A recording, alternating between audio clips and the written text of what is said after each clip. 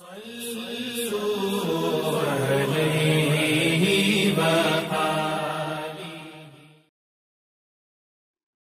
اللہ الرحمن الرحیم۔ صحیح بخاری حدیث نمبر 61۔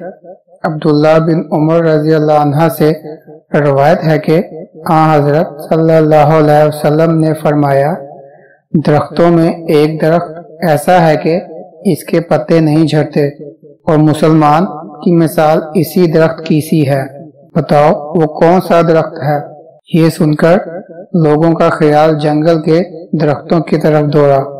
عبداللہ رضی اللہ عنہ نے کہا، میرے دل میں آیا کہ وہ کھجور کا درخت ہے، مگر میں اپنی کم سنی کی شرم سے نہ بولا۔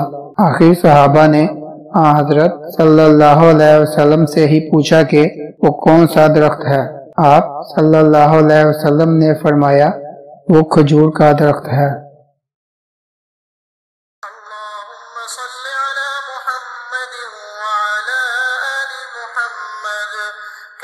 صليت على إبراهيم وعلى آل إبراهيم إنك حميد مجيد اللهم بارك على محمد وعلى آل محمد كما باركت على إبراهيم وعلى آل إبراهيم إنك حميد مجيد